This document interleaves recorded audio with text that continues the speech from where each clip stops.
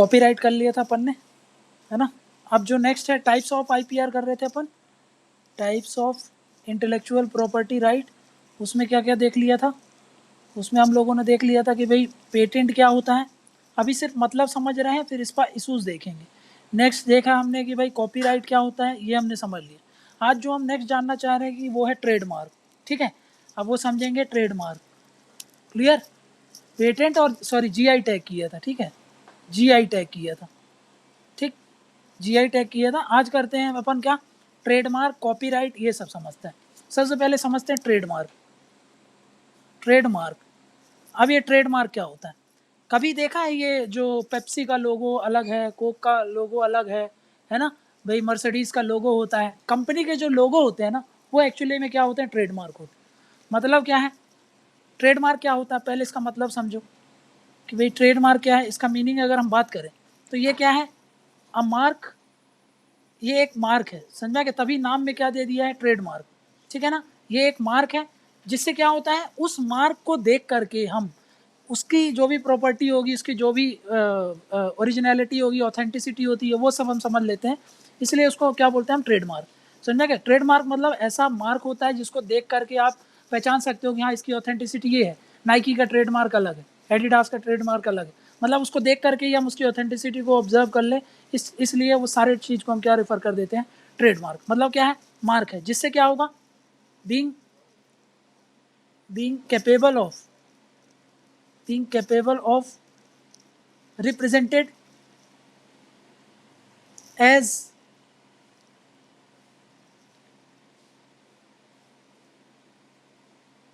geographically, ठीक है ना, समझा क्या, जिसको देख करके हम क्या कर सकते हैं, एक चीज और, capable of, which is capable of, ठीक है, which is capable of distinguishing, है ना, उसको देख करके ही हम समझ जाएं कि भाई कि ये अलग चीज़ है, ब्रांड है, समझा क्या, which is capable of distinguishing goods and services of one undertaking. Undertaking मतलब समझ गए ना, कोई भी कंपनी हो सकती है, अंडरटेकिंग जैसे पब्लिक सेक्टर अंडरटेकिंग बोलते हैं, ठीक है ना, to that of others, to that of others, ठीक है ना, ठीक, क्या बोल रहा हूँ, मेन चीज़ ये है याद रखना, which is capable of distinguishing goods and services of one undertaking to that of others, ठीक है, कि भाई अदर्स मतलब एक कंपनी का अगर आप देखो कि भाई इस कंपनी का ट्रेडमार्क ये है, तो उस कंपनी को देख करके ही समझ जाते हैं कि ये बाकियों से अलग है, समझा क्या, बाकियों से अलग है, इसकी ऑथेंटिसिटी, उसको हम क्या कर सकते हैं, उसकी ऑथेंटिसिटी को चेक कर सकते हैं, समझा क्या, हम उसकी ऑथेंटिसिटी को डिफ्रेंशिएट कर सकते हैं, समझा क्या, ओरिजिनलिटी को डिफ्रेंशिएट कर सकते हैं। इसको क्या बोलते हैं हम, ऑथेंटिसिटी का मतलब क्या होता है कि भाई उसकी जो भी ओरिजिनलिटी होता है उसको हम क्या बोलते हैं, ठीक है, उसी को हम क्या बोल रहे हैं कि भाई उसकी ऑथेंटिसिटी को हम चेक कर सकते हैं, किसके थ्रू, ट्रेडमार्क को देख करके, समझा कि जैसे नाइकी का ट्रेडमार्क ये है, ठीक है ना, तो नाइकी को देख करके हम समझ जाते हैं कि भाई हाँ ये नाइकी, क्लियर, ठीक है, तो ये नाइकी का ट्रेडमार्क हो गया। मैकडोनल्ड्स का देखो ऐसा ऐसा करके मैकडोनल्ड्स का मिल जाएगा, ठीक है, तो ये सब क्या है, मतलब क्या होता है, एग्जाम्पल की बात करें तो समझ लो कंपनी का लोगो, कंपनीज लोगो, क्लियर, ये क्या हो गया, ट्रेडमार्क हो गया, ठीक है। अब देखो इसको, इसके लिए बताया था ना कि हर चीज़ में एक चीज़ पढ़ना है, कौन सा एक्ट इसको रेगुलेट करता है, तो इसको कौन सा गवर्न करता है, governed bye trademarks act of 1999, समझा कि जिसको अमेंड किया गया 2010 में, 2010 में इसको अमेंड किया गया, ठीक है। अब ट्रेडमार्क किसी कंपनी को दिया जाता है तो कितने साल के लिए दिया जाता है, तो याद रखो ये दिया जाता है for 10 years, given for 10 years, but इसको आप फिर एक्सटेंड करवा सकते हो, समझा क्या, extended for next 10 years, 10 years करके आप बढ़वा सकते हो, ठीक है, बट एक बार में ये 10 साल के लिए दिया जाता है इंडिया में, ठीक है ना, इंडिया में 10 साल के लिए दिया जाता है, ठीक, ये चीज़ याद रखना, ठीक। एक चीज़ और याद रख लो, एक रूल्स बनाया गया है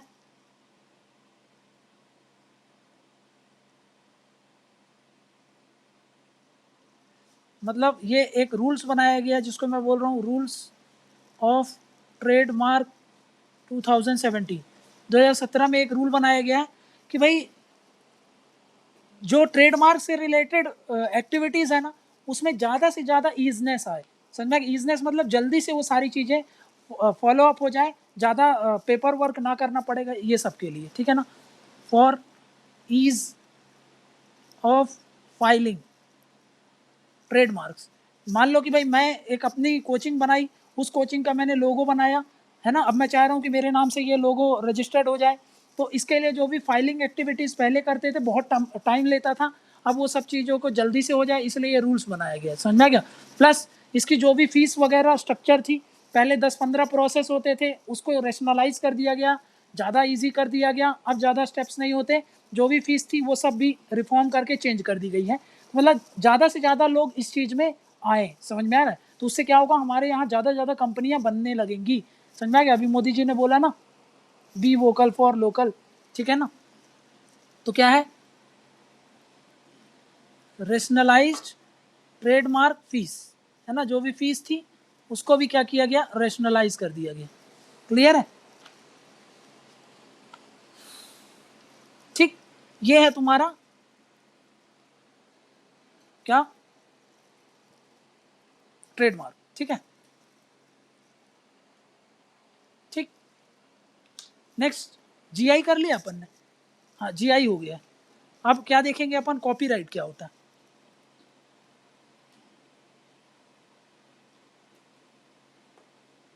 ठीक, अब बात करते हैं कॉपीराइट क्या है।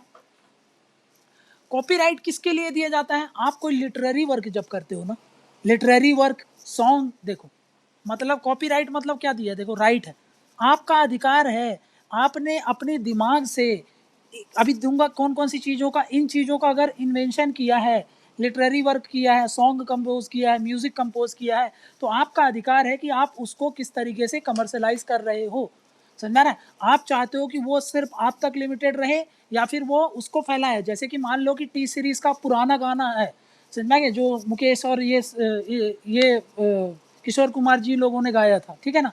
अब इनके गाने अगर आपको उसका रीमेक करना है, तो भाई वो गाना तो मान लो टी सीरीज़ के नाम पे रजिस्टर्ड था, उसको कॉपीराइट टी सीरीज़ उसका कॉपीराइट ओन करके रखता है। आप उस गाने का रीमेक करना चाहते हो तो पहले टी सीरीज़ से परमिशन लो, समझा क्या, उसको जो भी उसका फीस होता है वो दो, फिर उसके बाद आप रीमेक कर सकते हो। समझा क्या? ये सब क्या होता है, ये काहे में आएंगे, ये सब चीज़ें कॉपीराइट में आती। कॉपीराइट में क्या है, ये एक राइट है, किसको दिया जाता है, ये राइट दिया जाता है गिवन पहले तो बाय लॉ, कानून के द्वारा ये अधिकार दिए जाते हैं, किसको, टू क्रिएटर। क्रिएटर किसको बोल रहे हैं, वो जो इन सारी चीज़ों को बनाया है। समझ में गए, कौन सी चीज़ें, क्रिएटर ऑफ, देखो कौन कौन सी, लिटरेरी वर्क्स, जैसे कि बुक्स लिखना, नोवेल्स लिखना, समझ में क्या, लिटरेरी वर्क, ठीक है ना, बुक्स, ठीक है, नोवेल्स, ये सब इसमें आ गई, है ना। हर बुक्स, नोवेल्स, इनके नीचे देखना आप लिखा रहता कॉपीराइट, ठीक है। नेक्स्ट ड्रामेटिक, ड्रामेटिक जैसे कि ड्रामा वगैरह लिखते हैं, ठीक है ना, ड्रामा वगैरह नाटक लिखते हैं ना, ठीक है। जैसे कि ये देखा होगा 5 पॉइंट समवन और ये सब ड्रामा जो मेंशन कर देते हैं, स्टोरी लिखते हैं, क्लियर, वो ड्रामेटिक हो गया। फिर म्यूजिकल, म्यूजिकल चीज़ हो सकती है, म्यूजिकल चीज़ हो सकती है, आर्टिस्टिक वर्क हो सकता है। खैर ये सब चीज़ें ना आर्टिस्टिक वर्क में ही आ जाएंगी, समझा गया, artistic work, clear. Next producer of cinema, जो सिनेमा वगैरह होता है उसका भी कॉपीराइट होता है। कभी मूवी चोरी कर लोगे ना आप तो कॉपीराइट लगता है, ये नहीं बोलते कि पेटेंट है उसका, समझा क्या। प्रोड्यूसर ऑफ सिनेमेटोग्राफ, मतलब मूवी के बीच का भी कोई सीन है, डायलॉग है, वो सब पे किसका अधिकार होता है, उसके ओनर का, ठीक है। सिनेमेटोग्राफ मतलब फिल्म्स प्लस साउंड रिकॉर्डिंग्स, है ना, साउंड रिकॉर्डिंग मतलब जो भी गाने वगैरह हो गए, ठीक है ना, क्लियर। इन सब के लिए ये सारे राइट्स, ये सारे इतने तरीके के जो हमने देखा ना, ये सब क्या है, राइट है, ये सब राइट है। किसका राइट है, ये क्रिएटर जिसने बनाया है। जैसे कि मान लो कि भाई सिंघम मूवी है, उसके अंदर का सब डायरेक्टर और उसका जो प्रोड्यूसर होगा उसको बिलोंग करता है, ये समझ में आ गया ना, ठीक है ना।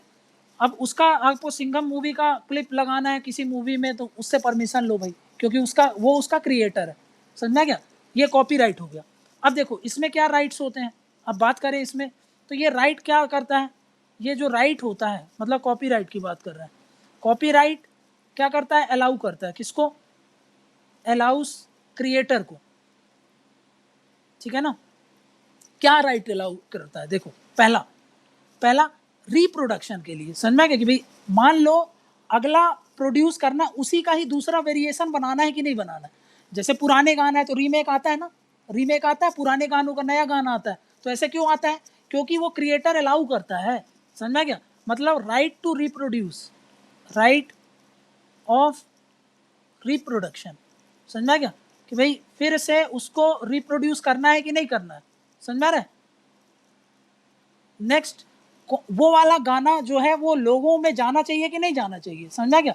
मैं मूवी सीन कर रहा हूँ, मैंने मूवी बनाई तो मैंने कुछ कट लगा दिए ना, कट लगा दिए तो ऐसा थोड़ी है कि जो भी रिकॉर्ड किया होगा सब मैं पब्लिक को दिखाऊंगा, मैं मना कर सकता हूँ ना कि ये वाला सीन नहीं जाना चाहिए, क्लियर है। मतलब राइट टू कम्युनिकेट, कम्युनिकेट किसको, पब्लिक को, टू पब्लिक। अब ये नहीं बोल सकते कि भाई मैं मना कर रहा हूँ ये वाला सीन नहीं जाना चाहिए लोगों तक, तो वो वाला सीन नहीं जाएगा, ये मेरा अधिकार है क्योंकि मैंने इसको बनाया, ठीक है। Next, adoption and translation, translation of work, मतलब क्या है, कई सारी मूवीज होती है ना जो हम अलग अलग लैंग्वेजेस में निकालते हैं, मराठी में निकालते हैं, तमिल में निकालते हैं, ऐसा क्यों, अब वो डायरेक्ट वो प्रोड्यूसर के ऊपर है ना भाई कि मैं कितने लैंग्वेज में निकालना चाह रहा हूँ, कितनी चीज़ों में ट्रांसलेट करना चाहता हूँ, है ना। एक गीता है वो तमिल में भी ट्रांसलेट होती है, वो हिंदी में भी ट्रांसलेट है, वो भोजपुरी में भी ट्रांसलेट हो रही है, वो मराठी में भी ट्रांसलेट हो रही है। तो ये तो जो गीता का जो प्रोड्यूसर होगा, समझ में क्या कि भाई एक मान लो कि जो अभी हम मार्केट से खरीदते हैं कि भाई जैसे TMH है, TMH की बुक अब हिंदी में आएगी, इंग्लिश में आएगी, मराठी में आएगी, तमिल में, किस में भी आ सकती है, वो तो TMH की वाले के ऊपर है। तो ये क्या होगा, ये उनके अधिकार होते हैं, समझना क्या, ठीक है। अब एक चीज़ याद रखो, यहाँ पे वापस आओ, यहाँ पे समझो मैं क्या बोल रहा हूँ। अब इसमें एक कॉमन चीज़ मैंने क्या बताई थी, कौन सा कानून है इसके लिए, तो वही गवर्नड बाई कौन सा लॉ है, गवर्नड बाई, तो कॉपीराइट एक्ट है हमारे इंडिया में, कब का, 1957 का, 1957 में ये कॉपीराइट एक्ट आया है, ठीक है ना। अब ये याद रखो कितने साल के लिए दिए जाते हैं, तो given for a minimum period, minimum period of 50 years, समझ में आ गया। लेकिन लिख देता हूँ ऑन जनरल कितने समय के लिए दिया जाता है, 60 ईयर्स के लिए, ठीक है ना। मिनिमम 50 साल के लिए दिया जाता है, पर अगर ज़्यादातर देखोगे तो कितने साल के लिए दिया जाता है, एग्जैक्ट 60 साल के लिए, समझ में आ गया, क्लियर, ठीक है। तो ये याद रखना कितने समय के लिए दिया जाता है, क्लियर ना, 60 ईयर्स के लिए। और ये जो 50 ईयर्स बोला जाता है तो ये क्या है, after the death of, after the death of owner, death of author या फिर ओनर, मतलब जब तक वो रहेगा तब तक, तो जैसे मैंने ये किताब लिखी तो जब तक मैं हूँ तब तक तो उसमें मेरा अधिकार है, उसके बाद भी 50 साल तक मेरे वंशजों का अधिकार रहेगा इस पर, समझा क्या, क्लियर है ना। तो ये याद रखना थोड़ा सा, कॉपीराइट क्लियर है, ठीक। इसको कौन चलाता है, देखो याद करो कल वाला लेक्चर, तो इस एक्ट तो ये है, और कौन सी बॉडी रेगुलेट करती है इसको, है ना, रेगुलेट कौन करता है इसको, रेगुलेटेड बाई, तो याद रखना एक रजिस्ट्रार होता है, रजिस्ट्रार मतलब याद करो मंत्रालय बताया था तुमको, मंत्रालय है, उसके नीचे याद करो एक डिपार्टमेंट है, वो डिपार्टमेंट देखो किस किस चीज़ के लिए था, याद करो वहाँ पे ट्रेडमार्क के लिए था, पेटेंट के लिए था, और GI के लिए था, GI के लिए नहीं था, ठीक है ना, GI के लिए नहीं था, तो GI के लिए और कॉपीराइट के लिए अलग से एक रजिस्ट्रार है, ठीक है ना, तो रजिस्ट्रार ऑफ कॉपीराइट्स, ठीक, किसके अंदर में है ये, अंडर मिनिस्ट्री ऑफ कॉमर्स, है ना, कॉमर्स मंत्रालय के अंदर है, जो हमने देखा था कि भाई कॉमर्स मंत्रालय है जिसके अंदर क्या होता है, DPIIT देखा था ना, वो काम करती है, ठीक है ना, तो वो उसी के अंदर, वही एक रजिस्ट्रार होता है जो इसको रेगुलेट करता है, कॉपीराइट्स। क्लियर है? कॉपीराइट कर लिया अपन ने, ट्रेडमार्क कर लिया, जीआई कर लिया। अब समझते हैं इंडस्ट्रियल डिज़ाइन क्या होता है। समझा गया? नेक्स्ट देखते हैं डिज़ाइन। डिज़ाइन या फिर जिसको हम क्या बोलते हैं, इंडस्ट्रियल डिज़ाइन।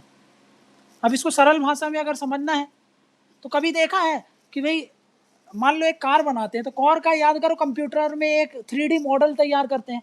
समझा क्या? वो क्या कहला गया? डिज़ाइन कहला गया। समझा क्या? उसको क्या बोल देते हैं हम? डिज़ाइन कर बोल देते हैं। मतलब क्या है ये क्या है एक्चुअली में? An industrial design. Industrial design, ये इंडस्ट्रियल डिज़ाइन है जो काहे से बनता है? Consist of creation of.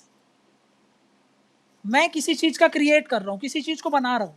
समझा क्या? मान लो मैंने कूलर बनाया, समझा क्या? सिम्फनी का कूलर, तो उसका डिज़ाइन है, वो कोई और नहीं बना सकता ना। याद करो, सोचो, मान लो कि भाई एक कार है, सेम डिज़ाइन कोई और बना सकता है, एग्जैक्ट दूसरी कंपनी एग्जैक्ट डिज़ाइन नहीं बना सकती ना, क्योंकि वो उस पूरी डिज़ाइन का भी वो लोग क्या करते हैं? रजिस्टर करवा लेते हैं। समझा क्या? तो वो क्या होगा? Creation of. शेप हो सकता है किसी भी शेप का। समझा क्या? मैंने एक स्टार का शेप बनाया, उसमें अपनी क्रिएटिविटी लगाई और एक नया स्टार बना दिया, उसका मैंने डिज़ाइन, उस डिज़ाइन का मैंने रजिस्टर करवा लिया। समझा क्या? शेप हो सकता है, कॉन्फ़िगरेशन, पैटर्न हो सकता है किसी भी एक डेफिनेट पैटर्न का। समझा क्या? कलर कॉम्बिनेशन हो सकता है, कलर कॉम्बिनेशन। ठीक, फिर combination of pattern, combination of pattern, किसी भी 4-5 पैटर्न का मिला करके मैंने कॉम्बिनेशन दिया। समझा क्या? इन 3D है ना, मान लो 3D डिज़ाइन बनाई मैंने, ठीक है।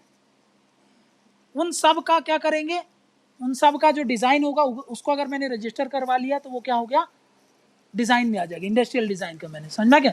लेकिन ये जो डिज़ाइन होनी चाहिए, इनकी कुछ एस्थेटिक वैल्यूज़ होनी चाहिए, ठीक है ना। Having aesthetic value. ठीक, अब देखो कितने समय के लिए दिया जाता है ये, तो गिवन फॉर 10 ईयर्स। पहले एक्सटेंड किया जा सकता है, एक्सटेंडेड फॉर 5 ईयर्स। 5 ईयर्स के लिए हम उसको एक्सटेंड कर सकते हैं। कौन सा एक्ट गवर्न करता है इसको? तो याद रखो, गवर्नड बाई डिज़ाइन एक्ट 2000। समझा गया? ये एक एक्ट है जो इस चीज़ को गवर्न करता है। क्लियर? ये हो गया आपका इंडस्ट्रियल डिज़ाइन बोलते हैं इसको। समझ में आ गया? Industrial design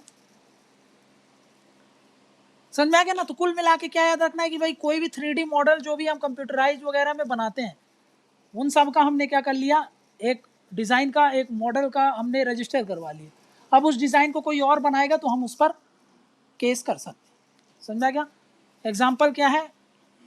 example design of car. Design of car, कौन सी कार ले लेते हैं? तो भाई ले लेते हैं कि भाई जैसे कि मान लो कि ऑल्टो का डिज़ाइन है, ठीक है। अब उस डिज़ाइन की और ऑल्टो सेम डिज़ाइन में कोई और कंपनी नहीं बना सकती, आपको थोड़ा सा मॉडल तो चेंज करना पड़ेगा। समझा क्या ना? ये होता है आपका इंडस्ट्रियल डिज़ाइन। क्लियर? अब देखते हैं नेक्स्ट, जिसको बोलते हैं plant variety. Plant variety protection. मान लो आपने क्या किया, जैसे कि ये सब बनाते हैं ना, HYV सीड्स वगैरह, प्लांट, समझ गए ना। एक ऐसा पौधा जिसको जेनेटिकली मैंने मॉडिफाई किया है, अब वो पौधा क्या कर सकता है? बहुत उत्पादकता उसकी बढ़ गई। समझा क्या? मैंने उस प्लांट की कुछ वैरायटी बनाई, उत्पादकता बढ़ा दी उसकी, है ना, प्रोडक्टिविटी इंक्रीज करवा दी मैंने। तो मैं क्या करूँगा? उसका अगर रजिस्टर करवा लूँ तो वो क्या होगा? प्लांट वेराइटी का प्रोटेक्शन बोलते हैं उसको। समझ में क्या? प्लांट वेराइटी प्रोटेक्शन मतलब क्या है? ये क्या है? एक तरीके का प्रोटेक्शन है जो किसको दिया जाता है? प्लांट वेराइटी जो भी हम बनाए जाते हैं, ठीक है ना। मतलब क्या है? ये एक तरीके का refers to protection granted for, किसको दिया जाता है? ये प्लांट वेराइटी को। जो भी वैरायटी हमने बनाई ना, उसको एक प्रोटेक्शन दी जाती है, ठीक है ना। अब इसमें क्या दिया जाता है प्रोटेक्शन, अब देखो ये राइट किसको देते हैं, ये अधिकार हम किसको देते हैं, जिसने भी इसका डिजाइन को बनाया है, समझा क्या। These rights are given to plant breeders, ठीक है ना, जो भी ये सब काम करते हैं, काहे के लिए, प्लस फार्मर्स को भी बोल सकते हैं, जो फार्मर्स होते हैं ना, जो ये सब करते हैं कि भाई नई नई वैरायटी का अगर हम डेवलप कर सकें, ठीक है ना। काहे के लिए दिया जाता है ये, ताकि वो और से ज़्यादा वैरायटी बनाते रहे, समझा क्या, ताकि उत्पादकता बढ़ती रहे, है ना, रिसर्च एंड डेवलपमेंट होता रहे, समझा क्या। To encourage the development of new variety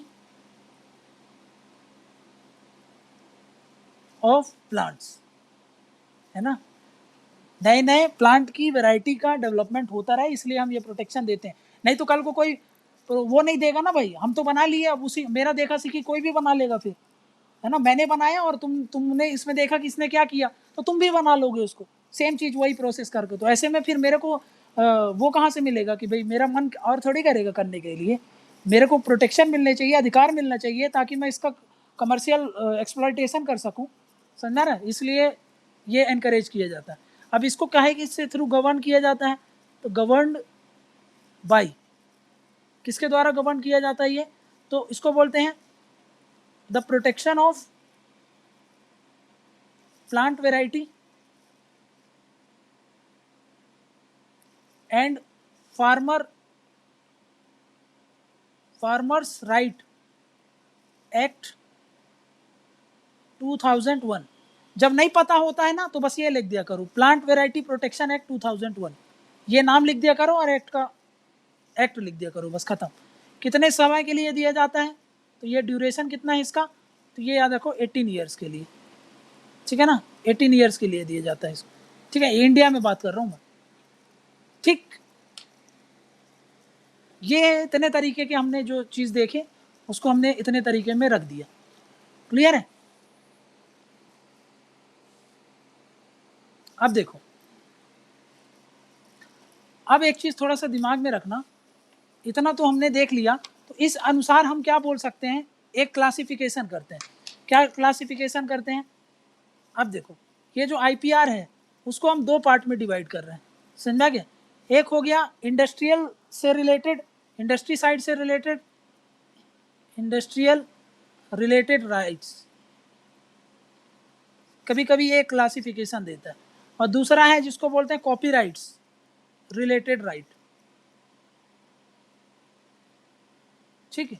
इसमें क्या क्या आ जाता है, इसमें क्या क्या आ जाता है, तो मैंने बताया इसमें पेटेंट आ जाता है, ट्रेडमार्क आ जाता है, ये सब इंडस्ट्री साइड से डील करते हैं, ठीक है, ठीक।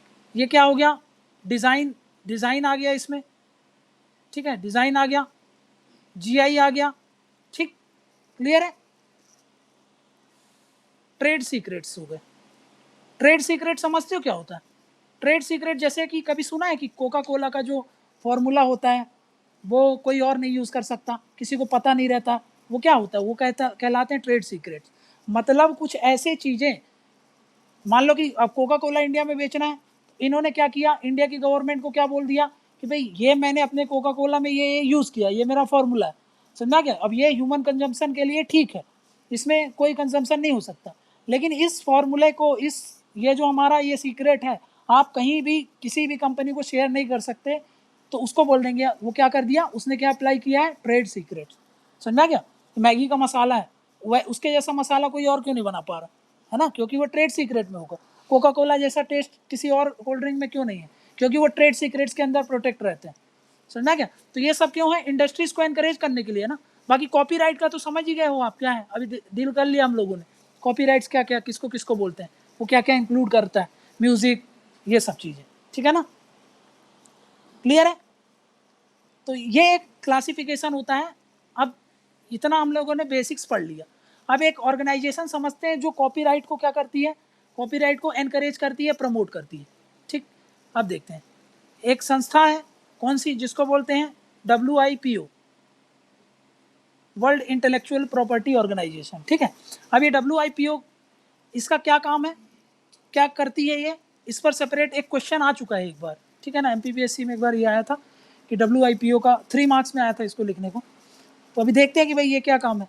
अभी भी अगर स्टार्ट करने से भी पहले अगर हम देखें तो इतना तो पता है ना कि भाई नाम में ही देखो क्या लिखा है, इंटेलेक्चुअल प्रॉपर्टी ऑर्गेनाइजेशन, मतलब क्या करती होगी, इंटेलेक्चुअल प्रॉपर्टी राइट्स जो भी होते हैं उनको प्रमोट करना, एक दूसरे के राइट्स को प्रोटेक्ट करना, है ना, ज़्यादा से ज़्यादा किसी लॉ को एनफोर्स करवाएगी, है ना, यही करेगी। इसका हेडक्वार्टर कहाँ होगा, समझा क्या, बस यही तो पढ़ा जाता है। तो सबसे पहले अगर हम देखें कि भाई ये कब ये करती क्या है, तो ये क्या है, एक तरीके का ग्लोबल फोरम है, ठीक है, ये क्या है, एक तरीके का ग्लोबल फोरम है।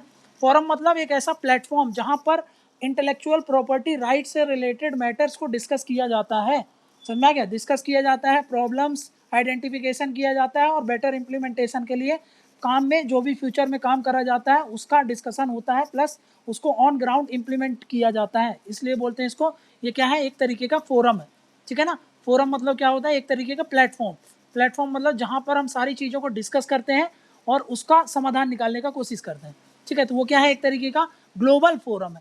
ग्लोबल फोरम मतलब पूरे वर्ल्ड के जितने भी देश हैं सब एक साथ मिलकर के आकर के इस इंटेलेक्चुअल प्रॉपर्टी राइट से रिलेटेड जो भी मुद्दे होते हैं उसको डिस्कस करते हैं और उसको इम्प्लीमेंट कराने का कोशिश करते हैं, समझ में आ गया। तो ये क्या हो गया, ग्लोबल फोरम, काहे के लिए, for intellectual property services, intellectual property policies, है ना, क्या क्या सर्विसेज होनी चाहिए इंटेलेक्चुअल प्रॉपर्टी में, क्या क्या पॉलिसीज होनी चाहिए इंटेलेक्चुअल प्रॉपर्टी से रिलेटेड, कहाँ कहाँ कोऑपरेशन करना चाहिए, समझ में क्या, मतलब क्या है, इंफॉर्मेशन एंड कोऑपरेशन, समझ में गया कि भाई किस IPR से रिलेटेड आपस में जो कंट्रीज है उनके बीच में क्या कोऑपरेशन होना चाहिए, समझ में कि भाई वो कंट्री कुछ और बोल रही है, ये कंट्री कुछ और बोले, तो उनके बीच में एक मध्यस्थता का काम करने के लिए, समझ में आ रहा है, ताकि सब एक प्लेटफॉर्म में आकर के सब एग्री हो, तब तो हम उसको इम्प्लीमेंट करा सकते हैं, समझ में, इसलिए बोल रहे हैं इन्फॉर्मेशन, पहले तो उनको उस चीज़ का पूरा IPR का रिलेटेड महत्व समझाना, समझ में, उस कंट्री को कि भाई क्यों जरूरी है, सारी इंडस्ट्रीज को, सारे उनको जो भी स्टेक होल्डर्स हैं उनके बीच में इससे रिलेटेड पूरा इंफॉर्मेशन पहुंचाना, और उनके बीच में इंफॉर्मेशन पहुंचाने के बाद क्या करना, उनके बीच में कोऑपरेशन करवाना, समझना क्या, ये इसका काम है। अब याद रखो ये क्या है, एक तरीके की self funding agency. Self funding agency का मतलब ये नहीं कि इसको UN पैसा दे रही होगी, ये खुद से ही पैसा जनरेट करती है और खुद से ही काम करती है, किसी से मांगती नहीं है। ये नहीं कि भाई मेरे को 500 की ज़रूरत है दे दो, 500 रुपये, 50 रुपये की ज़रूरत है दे दो, ऐसा नहीं, सेल्फ फंडिंग है, सेल्फ फंडिंग एजेंसी ऑफ, जैसे देखा है ना, और ये एजेंसी है, याद रखना एजेंसी है ये UN की, समझा क्या, UN की एजेंसी है, मतलब UN के छत्र में रह करके ये काम करती है, समझा क्या, UN की छत्र में रह करके काम करना मतलब UN की जो कंट्रीज होंगे उनमें थोड़ा सा एक वो बना रहता है कि भाई ये UN के लिए काम कर रही है, मतलब अच्छी बॉडी होगी, समझा क्या, हर कंट्री फिर बेटर तरीके से कोऑपरेट करता है, समझा क्या। सेल्फ फंडिंग है मतलब पैसा खुद से ही जनरेट करती है, मांगती नहीं है, समझा क्या। अब ये क्या है, एक चीज़ मैंने तुमको बताया, ये UN की स्पेशलाइज्ड एजेंसी है। स्पेशलाइज्ड एजेंसी क्या होती है अभी देखेंगे। स्पेशलाइज्ड एजेंसीज, सारी एजेंसीज UN की स्पेशलाइज्ड नहीं है, बट ये विपो है, समझा गया, विपो एक स्पेशलाइज्ड एजेंसी है, मतलब इसका बहुत महत्व होता है इस एजेंसी से। ये एक तरीके की क्या है, UN एक स्पेशलाइज्ड एजेंसी है और ये बहुत पुरानी है, one of oldest specialised agency है, ये याद रखना, बहुत पुरानी है, मतलब कितनी पुरानी है, देखो अगर बात करें तो भाई ये कब इस्टेब्लिश हुई थी, सबसे पुरानी नहीं बोल रहा हूँ मैं, ये नहीं बोला है कि मैंने ये सबसे पुरानी है, मैंने बोला कि वन ऑफ ओल्डेस्ट, समझा क्या, बहुत पुरानी है, बट इसका मतलब नहीं कि बहुत सबसे पुरानी है। ये कब इस्टेब्लिश हुई थी, तो ये 1967 में ये इस्टेब्लिश हुई थी, ठीक है, ठीक, ये 1967 में इस्टेब्लिश हुई थी। अब देखते हैं आगे, अब देखो मैं क्या बोल रहा हूँ, अभी करेंटली ये क्या करती है, करेंटली ये एडमिनिस्टर करती है, एडमिनिस्टर मतलब क्या होता है कि भाई कोऑपरेट करना, चलाना, जो कई मान लो कि मैंने एक लॉ बना दिया, एक ट्रीटी बन गई, उस ट्रीटी को लागू करवाने का काम करती है, ठीक है ना। अभी ये लगभग 26 इंटरनेशनल ट्रीटीज हैं, समझ में क्या, उनको ये क्या करवाती है, आपस में जितने भी देश हैं उनको बोल करके उसको लागू करवाती है, ठीक है, क्लियर। जैसे कि याद करो, मैंने बताया था बर्न कन्वेंशन, याद करो पहली class, burn convention, Paris convention, ये सब काहे से रिलेटेड है? इंटेलेक्चुअल प्रॉपर्टी है। इनको क्या करना? इम्प्लीमेंट करवाना, इम्प्लीमेंट थ्रू नेशन कंट्रीज। समझा गया? जो भी देश हैं उनको बोल बोल करके, उनके बीच में कोऑपरेट करके, इंफॉर्मेशन प्रोवाइड करके, उन ट्रीटीज, उन कन्वेंशन में जो भी चीज़ें लिखी हैं उनको क्या करवाना? लागू करवाना। समझ में आ गया? इसका हेडक्वार्टर कहाँ है? अगर बात करें हेडक्वार्टर की तो ये है जिनेवा में। जिनेवा कहाँ है? स्विट्जरलैंड में। ठीक, स्विट्जरलैंड में ये वहाँ पर है। ठीक है ना? ठीक है ना? क्लियर? अब देखते हैं फंक्शन क्या है इसका, फटाक से अब इसको समझते हैं कि WIPO का फंक्शन क्या है। फंक्शन क्या है? अभी सबसे पहला फंक्शन क्या बताया कि भाई ये एक तरीके का फोरम है जहां पर सब आकर के IP रिलेटेड डिस्कशन करते हैं। मतलब ये क्या है? Acts as a forum. ये एक फोरम की तरह काम करता है जहां पर क्या होता है? टू शेप, जहां पर सारी कंट्री आकर के क्या शेप करती हैं भाई? इंटेलेक्चुअल रिलेटेड पॉलिसीज को एक डिस्कस करके उसको एक स्ट्रक्चर वे में बनाती हैं। समझ में आ गया? तो शेप करती है किस चीज़ को? जो भी पॉलिसीज़ हैं। सोचो बहुत सारी कंट्रीज़ हैं, उन्होंने ऐसी ऐसी बात बोली, सबकी बात सुनने के बाद एक निश्चित ड्राफ्ट तैयार करने का काम इंटेलेक्चुअल प्रॉपर्टी पॉलिसीज़ बनाना। समझ में आ गया? इंटेलेक्चुअल प्रॉपर्टी रूल्स बनाना। समझ में आ गया? क्या रूल्स होने चाहिए? समझ में आ गया? और ये कैसा? जब हम ये बनाएंगे तो ये भी बात ध्यान में रखनी है कि भाई समय समय में डायनामिक होना चाहिए। मतलब समय समय में ये अगर चेंज होता है तो वो चेंज भी हमको, वो सारे चेंजेस को अपनाना चाहिए। समझ में आ गया? मतलब for changing world, changing world. समझ में आ गया? ये बात आपको ध्यान में रखना। समझ में आ गया? नेक्स्ट क्या बोल रहा हूँ, ये क्या करता है? सर्विस प्रोवाइड करता है ना। इंटेलेक्चुअल प्रॉपर्टी, देखो बहुत सारी कंट्रीज हैं, अगर हर देश में अपने अपने तरीके से इंटेलेक्चुअल प्रॉपर्टी राइट अगर का रूल्स रेगुलेशन बनाने लगी तो उसके फिर क्या होगा? फिर तो कन्फ्लिक्ट होने लगेगा, उसके अलग नियम होंगे, उसके अलग नियम होंगे। तो इसका काम क्या है? इसका काम करना है कि भाई सबके बीच में एक चैनलाइज करो। समझा? मतलब क्या है? चैनलाइज करना है, channelising the IPR policies across the countries, across the countries. Next, IPR protect करना ना, ये भी काम होगा। तो मतलब ये क्या करता है? ये प्रोवाइड करता है, एक सर्विस देता है, ग्लोबल सर्विस देता है। पूरे विश्व के जितने भी देश हैं उनके लिए सर्विस प्रोवाइड करता है। Provide global service, provide global service. अब ये जो ग्लोबल सर्विस है काहे से रिलेटेड देता है? ताकि हर देश में जो इंटेलेक्चुअल प्रॉपर्टी राइट्स है ना उनकी सम्मान रहे, उनकी रक्षा होती रहे। समझ में आ गया? To protect, to protect intellectual property across borders. ठीक है? नेक्स्ट, नेक्स्ट क्या करना है भाई? इससे रिलेटेड जो भी टेक्नोलॉजी चाहिए, जो भी इंफ्रास्ट्रक्चर चाहिए, जो भी नॉलेज चाहिए, समझा गया? उन सब के बीच में कोलैबोरेट करना। समझा गया? कोलैबोरेट करना, कोलैबोरेट करना किस किस से? Technology, infra. ठीक है ना? ये सब की मदद से क्या करना है? टेक्नोलॉजी और इंफ्रा की मदद से हम क्या करेंगे? कनेक्ट करेंगे, कनेक्ट करेंगे और क्या करेंगे? शेयर करेंगे, शेयर नॉलेज। काहे से रिलेटेड? Intellectual property related. समझा गया? मतलब पहली बात तो हम कोलैबोरेट करेंगे, काहे से कोलैबोरेट करेंगे? IPR से रिलेटेड।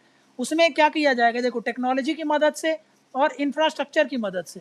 इंफ्रास्ट्रक्चर मतलब क्या होता है? इंफ्रास्ट्रक्चर मतलब ये है कि देखो IPR से रिलेटेड जो भी मशीनरी लगना है, जैसे कि मान लो नेटवर्क, कहीं नेट नहीं है तो नेट का फैसिलिटीज़ प्रोवाइड करना, ये सब काहे में आ गया? इंफ्रास्ट्रक्चर में आ गया।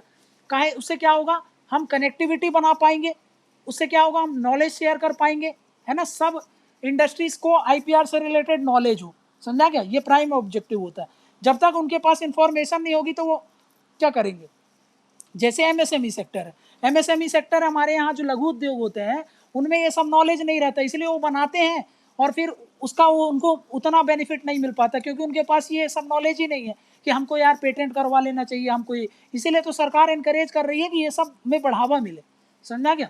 नेक्स्ट देखते हैं, नेक्स्ट क्या करना है, अभी बताया कोऑपरेट करना, कैपेसिटी बिल्डिंग करना। कैपेसिटी बिल्डिंग का मतलब समझ गए? कैपेसिटी बिल्डिंग मतलब होता है सामने वाले जो भी इंडस्ट्रीज है, सामने वाला जो भी देश है, उसको इतना इंफॉर्मेशन प्रोवाइड करो, ताकि इतना नॉलेज प्रोवाइड करो, उसमें इतना इंफ्रास्ट्रक्चर कनेक्टिविटी बनवाओ, ताकि वो क्या हो, इंटेलेक्चुअल प्रॉपर्टी राइट में सब कुछ उसके पास हो, उसके देश की जो भी इंडस्ट्रीज हैं ज़्यादा से ज़्यादा आईपीआर एक्टिविटीज़ में एंगेज हों, आईपीआर रिलेटेड एक्टिविटीज़ में पार्टिसिपेट करें। समझा गया? कैपेसिटी बिल्डिंग इसको बोलते हैं। समझा गया? जैसे कि एक गरीब है, गरीब का कैपेसिटी बिल्डिंग कैसे किया जाता है, उसको बेटर एजुकेशन फैसिलिटीज़ दे दो, उसको एम्प्लॉयमेंट अपॉर्चुनिटीज़ दे दो, मतलब उसको रोजगार का अरेंजमेंट करवा दो, उसको उसका बढ़िया शिक्षा का अरेंजमेंट करवा दो, तो बस उसका हमने क्या कर दिया, कैपेसिटी बिल्डिंग कर दिया। वैसे ये क्या करती है, देशों का, इंडस्ट्रीज का कैपेसिटी बिल्डिंग कराती है, काहे से रिलेटेड, आईपीआर से रिलेटेड। ठीक है? And to enable all countries to use क्या, इंटेलेक्चुअल प्रॉपर्टी फॉर। अब ये इंटेलेक्चुअल प्रॉपर्टी इतना सब हम क्यों कर रहे हैं भाई? कोऑपरेट कर रहे हैं, कैपेसिटी बिल्ड कर रहे हैं, और हर कंट्री को हम बोल रहे हैं कि आप आईपी रिलेटेड सारी गतिविधियों को बढ़ावा दो। ऐसा क्यों कर रहे हैं? इससे क्या होगा, इससे एक चीज़ होती है जिसको बोलते हैं socio economic and cultural development. Cultural development मतलब सामाजिक, आर्थिक और सांस्कृतिक उनका उत्थान हो, उनका डेवलपमेंट। समझा क्या? ठीक है, क्लियर है ना? तो ये सब कुछ काम होते हैं उसके, किसके, आईपीआर के। क्लियर है? बताओ समझ में आ गया इतना? चलो, टाइप्स ऑफ आईपीआर तो देख लिया, अब ट्रिप्स समझते हैं, ट्रिम समझते हैं, फिर इशूज पर आएंगे। समझा गया? फिर देखेंगे कि सरकार ने क्या क्या किया है। ठीक है, अब हम देख रहे हैं क्या, ट्रिप्स एंड ट्रिम्स। ट्रिप्स समझते हैं, ये ट्रिप्स क्या है। ठीक, ट्रिप्स को समझ लेते हैं पहले कि भाई ये ट्रिप्स क्या है। ठीक, ट्रिप्स मतलब क्या हो गया, ये क्या है, एक तरीके का, अब पहले इसका मीनिंग समझना है आपको, मीनिंग समझना है, फिर इसमें क्या इशूज़ हैं भाई, ये इतना न्यूज़ में क्यों रहता है, और इसको इतना स्पेसिफिक सिलेबस में क्यों दिया गया। समझ में आ गया? ये समझेंगे। मतलब सबसे पहले हमको समझना है कि भाई आखिर ये ट्रिप्स का मतलब क्या है। अगर हम ट्रिप्स का मतलब बात करें, ये ट्रिप्स लिख दिया मैंने, इसका पहले इसका फुल फॉर्म देखते हैं क्या है। ये लिखता है trade related intellectual property rights. समझ आ गया? ये इसका फुल फॉर्म है। क्या फुल फॉर्म है? Trade related intellectual property rights. ठीक है, इसको हम क्या बोल देते हैं, शॉर्ट में ट्रिप्स बोल देते हैं। अब ये समझो ये क्या है, एक तरीके की समझना, वर्ड जो लिख रहा हूँ ना, उनको ध्यान से समझना तो कभी दिक्कत नहीं जाएगी। ये क्या है, ये है क्या, अगर हम बात करें कि क्या है ये, तो आपको समझना है कि ये एक तरीके का अंतरराष्ट्रीय एग्रीमेंट है। मतलब क्या है, ये इंटरनेशनल और कैसा, लीगल एग्रीमेंट है। ये लीगल एग्रीमेंट है। समझा क्या? मतलब ये क्या है, एक एग्रीमेंट है जो कि कैसा है, विधिक है, मतलब और अंतरराष्ट्रीय है। अंतरराष्ट्रीय वैधिक, एक तरीके से जो विधि के अनुसार हम बनाते हैं, एक लॉ की तरह जो होता है ना, उसको हम बोले लीगल एग्रीमेंट है। लीगल एग्रीमेंट होने का मतलब ये है कि भाई सब कंट्री मान्य कर रही है इस चीज़ को, सब कंट्री ने माना है, उसके बाद ये आया है। समझा क्या? ऐसे ही नहीं आ गया ये लीगल एग्रीमेंट है। लीगल एग्रीमेंट है मतलब हर कंट्री इसको एक्सेप्ट करती है, मान्यता देती है। समझा क्या? ये क्या है, इंटरनेशनल लीगल एग्रीमेंट है। ये बात पहले बात दिमाग में आ जाना चाहिए। ठीक है, लेकिन ये लीगल एग्रीमेंट क्या है, अब इसको समझते हैं एक एग्जाम्पल के थ्रू। ठीक है, अब एक एग्जाम्पल दे रहा हूँ, देखना समझना। ये एक कंट्री है, ये दूसरी कंट्री है, ये तीसरी कंट्री है। यहाँ पर आईपीआर जो कॉपीराइट वगैरह वाले, अभी जो आईपीआर के अंदर इतने सारे हमने देखा है, इतनी सारी चीज़ें होती है, इतने टाइप के आईपीआर होते हैं, उसके अलग नियम कानून रहेंगे, है ना। इसमें देखते हैं एक्स नियम कानून है, यहाँ पर आईपीआर के वाई कानून है, वाई कानून है, मतलब जो इस कंट्री में है उससे अलग अलग यहाँ पे है। और एक कंट्री है जहाँ पर आईपीआर कानून जेड है। समझ में क्या? मतलब इन दोनों का मेल नहीं खाता, अलग अलग है। तो मान लो जब इन दोनों के बीच में व्यापार होगा, इन सब के बीच में व्यापार होगा, तो क्या वो फ्लरिश हो पाएगा? कभी फ्लरिश हो पाएगा? दिक्कतें आएंगी ना, दिक्कतें आएंगी। यस, इसलिए क्या होता है कि भाई आपस में इन सारी कंट्रीज के बीच में कोऑपरेशन नहीं हो पाएगा। तो अब क्या किया जाए, इसलिए क्या किया WTO ने, अब ये जो एग्रीमेंट है ये WTO के अंदर है, मतलब ये याद रखना ये कि इसके अंदर है under WTO, World Trade Organization. WTO के अंदर ये एक एग्रीमेंट है। ट्रिप्स क्या है? एक एग्रीमेंट है। समझ में आ गया? अब क्या किया, इस कंट्री ने बोला कि भाई हमको दिक्कत हो रही है, इस कंट्री ने बोला हमको भी दिक्कत हो रही है, इस कंट्री ने भी बोला हमको भी दिक्कत हो रही है। तो क्या किया जाएगा, ये सब कंट्री मिलकर के जाएंगे किसके पास? ये गए WTO के पास, बोले कि भाई ऐसी ऐसी दिक्कत है, क्या किया जाए। WTO ने बोला कि ये काम करते हैं ना, हम कुछ ऐसे नियम कानून बनाते हैं जो सारी कंट्री मान्य करे, जो सारी कंट्री ऐसा रखेंगे कि हर कंट्री उसको अपना पाए, है ना। जो बहुत ज़्यादा ऐसा नहीं करेंगे कि भाई एक कंट्री मान रही है और दूसरी कंट्री नहीं मान रही है, फिर तो इस केस में दोनों के बीच में कोऑपरेशन ही नहीं हो पाएगा। समझना क्या? तो हम क्या करेंगे, हम बनाएंगे कुछ ऐसे रूल्स एंड रेगुलेशन। काहे से रिलेटेड होंगे वो रूल्स एंड रेगुलेशन? IPR से रिलेटेड, जो सारी कंट्री एक्सेप्ट करेगी, सारी कंट्री मान्य होगी। तो वो एक एग्रीमेंट हो जाएगा, है ना। उसमें सब कुछ लिख दिया कि भाई ये वाला अगर कॉपीराइट है तो उसमें ये बातें होंगी, अगर ये पेटेंट है तो उसमें ये बातें होंगी। कौन सी बातें होंगी? जो ऑलरेडी हमने डिस्कस कर लिया। समझा गया? वो सारी बातें उसमें रख दी जाती हैं, पेटेंट से रिलेटेड, डिज़ाइन से रिलेटेड, कॉपीराइट से रिलेटेड, सब कुछ इस एग्रीमेंट में लिख दिया गया। अब वो सारी कंट्रीज को बोला गया कि भाई सब इसको मानो। समझा गया? मानते हो तो ठीक है, नहीं मानते हो तो कुछ सुझाव दो। समझा गया? फिर उसके बाद जब सब एक्सेप्ट कर लिया गया इसको, तो अब वो क्या है, वो एक एग्रीमेंट बन गया ना, कि भाई अब ये एक एग्रीमेंट बन गया। तो अब क्या किया जाएगा, सब कंट्री ने एक्सेप्ट कर लिया, तब तो वो एग्रीमेंट बन गया, सब ने उसको मान्यता दे दी। समझा क्या? तो भाई अब सब कंट्री ने क्या कर दिया, उसको मान्यता दे दी। तो उसके अंदर क्या आ गया, उसमें क्या लिखे होंगे, कुछ रूल्स एंड रेगुलेशन लिखे होंगे। अब उन रूल्स एंड रेगुलेशन को क्या बोला गया कि भाई अब रूल्स एंड रेगुलेशन है तो हर कंट्री को फॉलो करना चाहिए। फॉलो करोगे तभी तो रूल्स एंड रेगुलेशन का इंप्लीमेंट होगा भाई आपके देश में। लेकिन आप अपने देश में कैसे इंप्लीमेंट करोगे कोई चीज़, क्योंकि आप तो आजकल तो सारी कंट्रीज डेमोक्रेटिक हैं, और सारी डेमोक्रेटिक हैं, सब में लोकतंत्र है, और लोकतंत्र में कैसा होता है, कानून का राज होता है ना, कानून का राज होता है। आप वहाँ पे कुछ भी साइन करके आ गए हो तो क्या आप अपने देश में जाओगे और उसको सीधा लागू कर दोगे, चले जाएगा वो? नहीं, उसके लिए पहले आपको कानून पास करना पड़ता है। तो उसके लिए आप अपने अपने देश में कॉपीराइट से रिलेटेड ये कानून पास करो, पेटेंट से रिलेटेड ये कानून पास करो, समझ में आ गया, इंडस्ट्रियल डिजाइन से ये कानून पास करो, जो कि इंडिया ने किया है। देखो हर में हमने एक एक क्या पढ़ा था कि एक एक्ट पास किया। समझ में आ गया? क्यों? क्योंकि हमने ट्रिप्स एग्रीमेंट साइन किया है, और ट्रिप्स एग्रीमेंट में लिखा है कि भाई कॉपीराइट से रिलेटेड ये रूल्स एंड रेगुलेशन होंगे, और ये रूल्स एंड रेगुलेशन को लागू करने के लिए आपको अपने देश में कानून पास करना पड़ेगा। तो सब देश ने यही किया, और सब ने देश में जो चीज सब इंडिया ने भी अगर मान लो पास किया, चाइना ने भी पास किया होगा, US ने भी पास किया होगा, तो इनका जो भी कानून होगा भाई उसमें वही कॉमन बातें होंगी ना जो ट्रिप्स में लिखी होंगी, है ना, जो ट्रिप्स में लिखी होंगी वही बातें होंगी। ठीक है? तो यहां से क्या समझ में आया कि ट्रिप्स क्या है? ट्रिप्स के तहत पूरे इंडिया जो भी WTO के मेंबर कंट्रीज हैं, वो जो ट्रिप्स एग्रीमेंट में जो बातें लिखी हैं उसके अकॉर्डिंग अपने देश में IPR रिलेटेड जो भी एक्टिविटीज होती हैं उसको परफॉर्म करवाती। समझ में आ गई बात? बोलो, क्लियर है इतना? हेलो? हाँ, मतलब क्या है ये इंटरनेशनल, क्या बोला मैंने, ये इंटरनेशनल लीगल एग्रीमेंट है। मतलब क्या है, इसके अंदर क्या होता है, इसके अंदर क्या होगा, सेट्स, ये क्या बोलता है, कुछ स्टैंडर्ड सेट कर देता है ना, sets standards, standards, rules and regulations, rules and regulation for IPR protection. समझ में आ गया? वो भी सिर्फ एक देश में कि वर्ल्ड वाइड? तो वर्ल्ड वाइड। समझ में आ गया? क्लियर? क्या करता है ये, स्टैंडर्ड सेट करता है। सबसे इंपॉर्टेंट कीवर्ड है स्टैंडर्ड। एक स्टैंडर्ड बता दिया, एक पैमाना बता दिया कि भाई इस पैमाने के तहत आपका जो भी नियम कानून होगा आपके देश में ऐसा होना चाहिए। वो पैमाना सब फॉलो करेंगे तो क्या होगा, सबके बीच में कोऑपरेट रहेगा। ये कंट्री ये नहीं बोल सकती कि मेरे यहाँ ऐसा नहीं, ऐसा नियम कानून चलता है, क्योंकि आपने तो WTO ट्रिप्स एग्रीमेंट साइन कर लिया। तो फिर आपका जो भी पेटेंट एक्ट होगा, जो भी कॉपीराइट का एक्ट होगा, वो कैसा होगा, जैसा ट्रिप्स एग्रीमेंट में लिखा होगा। समझ में आ गया? तो वैसा होगा। तो ये क्या करता है, स्टैंडर्ड सेट करता है। उसके अलावा रूल्स रेगुलेशन काहे से रिलेटेड है, ये IPR से रिलेटेड, ताकि उनका प्रोटेक्शन रहे।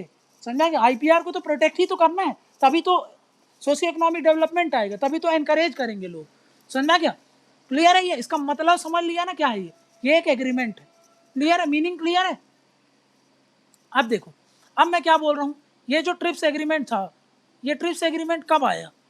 ये आता है केम इनटू फोर्स, ये आया 1 जनवरी 1995। 95 में ही देखो WTO बना था, याद है? जब वो बना है WTO तब ये भी उसी समय ट्रिप्स एग्रीमेंट भी आया गया, समझा क्या? अब ये ट्रिप्स एग्रीमेंट है। अब ये देखो, इसके पहले छोड़ो, वो वाली बात बाद में बताऊंगा, नहीं तो कंफ्यूज होगा, ठीक है? ये याद रखो कि ये 1995 में आया, ठीक है? अब ये जो एग्रीमेंट है, ये जो एग्रीमेंट आया था, ये एग्रीमेंट अब बताओ लीगल है तो क्या ये बाइंडिंग है आपके देश पर? हाँ, बाइंडिंग होगा यार, तभी तो जाकर के उसको ढंग से आप लागू करवा पाओगे। तो ये क्या तरीके का होता है? ये बाइंडिंग होता है, लीगली बाइंडिंग है, याद रखना है, लीगली बाइंडिंग एग्रीमेंट है। ये किस पर बाइंड होता है? सारे मेंबर जो WTO का ट्रिप्स एग्रीमेंट को साइन किए, ऑल WTO मेंबर्स, समझा क्या? साइंड WTO, जिन्होंने WTO को साइन किया उन सब पर लीगली बाइंडिंग होता है। मतलब कल को अगर आप इसके अगेंस्ट जाओगे तो आपको पेनल्टी लगेगी, आपको जो भी पनिशमेंट दी जाएगी वो सब इसमें मेंशन है, समझा क्या? तभी तो रूल्स एंड रेगुलेशन बनाया है भाई, नहीं तो ऐसे ही बता देते कि तुम ऐसा कर लो, तुम ऐसा कर लो। पर ये लीगली बाइंडिंग है, समझा क्या? अब ये स्टैंडर्ड्स कैसे सेट हैं? देखो, जब अभी बात कर रहे थे ना कि स्टैंडर्ड्स होते हैं, इसमें एक स्टैंडर्ड सेट करता है, पैमाने सेट करता है। कैसे स्टैंडर्ड है? अभी मैंने बोला था ना कि भाई पेटेंट को 20 साल के लिए दिया जाए, तो एक कंट्री 2 साल के लिए दे रही है, एक कंट्री 10 साल के लिए दे रही है, एक कंट्री 20 साल के लिए दिया था। तो क्या मतलब भाई इतना मगजमारी करने का? तो फिर सब अपने हिसाब से गवर्न करो। तो अभी एग्जाम्पल दिया ना, मतलब जैसे कि एग्जाम्पल देखो, एग्जाम्पल पेटेंट हर दुनिया में फिर जो भी WTO के एग्रीमेंट होंगे 20-20 साल के लिए पेटेंट दे रहे होंगे, समझा क्या? तो पेटेंट फॉर 20 ईयर्स, ठीक। एक स्टैंडर्ड है कि भाई प्रोडक्ट पेटेंट होगा कि प्रोसेस पेटेंट होगा, समझा क्या? वो उसका स्टैंडर्ड बताया होगा कि प्रोडक्ट पेटेंट के लिए ये स्टैंडर्ड है, प्रोसेस पेटेंट के लिए ये स्टैंडर्ड है। अभी दिमाग मत लगाना प्रोडक्ट और पेटेंट क्या है, ये अभी समझ में आ रहा है थोड़ी देर में। प्रोडक्ट वर्सेस प्रोसेस पेटेंट, इनके लिए क्या स्टैंडर्ड होते हैं, है ना? ये सेट कर देगा ये। नेक्स्ट क्या बोल रहा हूं कि भाई जैसे कि मैंने बताया ना कि भाई जो फार्मास्यूटिकल के जो भी ट्रायल होते हैं, टेस्ट के डाटा होते हैं, है ना, वो कैसे आगे काम करेंगे, कैसे उनको कहाँ पे डिपॉजिट करना है, कैसे उनका प्रोटेक्शन करना है, ये सारे स्टैंडर्ड्स होते हैं, ठीक है ना? जैसे कि फार्मा के जो टेस्ट डेटा है, टेस्ट डेटा उनको कैसे प्रोटेक्ट करना है, टू बी प्रोटेक्टेड। बताया था ना कि कंपनी, अगर एक कंपनी जिसने टैबलेट बनाई वो अपना क्लिनिकल टेस्ट डेटा वो गवर्नमेंट को देती है, तो गवर्नमेंट कैसे उसको प्रोटेक्ट करके रखेगी, है ना? गवर्नमेंट की क्या क्या जिम्मेदारी है? जैसे कोका कोला वाला है, उसने मान लो कि भाई ट्रेड सीक्रेट है, गवर्नमेंट को दिया, गवर्नमेंट ने बोला कि भाई ले लोकल कंपनी यहाँ का, वो भी बनाने लगेगी, तो भी कोका कोला का इतना ब्रांड वैल्यू है, वो कैसे फिर इसको एक्सेप्ट करेगा, समझ में क्या? तो भाई pharma test data to be protected against unfair commercial use, समझा क्या? ये कुछ स्टैंडर्ड्स होते हैं जो ट्रिप्स एग्रीमेंट सेट करती है। क्लियर है? मतलब ये क्या कर रही है, देखो इधर, यहां पे समझ में आ गया ना? ये एग्रीमेंट है, मतलब ये क्या कर रही है समझो। एक चीज मैं ये बोल रहा हूं, देखो, एक कंट्री है, ये कंट्री है, कंट्री ए, ये कंट्री बी, ये कंट्री सी, ठीक है ना? इनका पेटेंट लॉ होगा, ये पेटेंट लॉ इस कंट्री का है, ये पेटेंट लॉ इस कंट्री का है, ये पेटेंट लॉ इस कंट्री का है। इन सारे पेटेंट लॉ के बीच में एक हार्मनी का काम कर रही है, समझ में आ गया? ऐसा हार्मनी बनाना, हार्मनी मतलब समझ रहे हो ना, सबके बीच में एक बैलेंस बनाना, समझ में आ गया? सारे पेटेंट लॉ का कोई एक लॉ ऐसा ज़्यादा बड़ा छोटा ना हो जाए, दूसरा लॉ कमज़ोर ना हो जाए, इसलिए क्या बोल रहा हूँ, इनके बीच में हार्मनी स्टैब्लिश करना।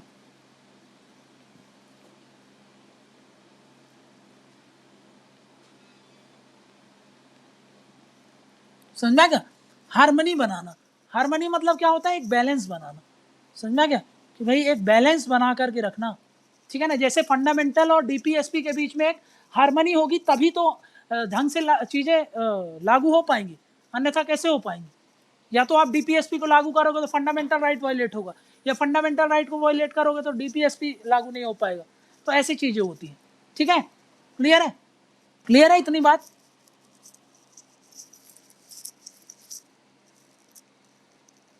ठीक है, समझ में आ गया ना ट्रिप्स एग्रीमेंट क्या है? क्लियर है? हाँ ठीक है। अब ये जो ट्रिप्स एग्रीमेंट है, अब जब ये बना था ना, जब ट्रिप्स एग्रीमेंट बना था, ट्रिप्स एग्रीमेंट जब बना था तो इसमें क्या कुछ कूलिंग पीरियड दिया गया था। Cooling period for implementation. मतलब क्या है, जो भी बात, जो एक एग्रीमेंट था ना, उस एग्रीमेंट को लागू कराना था।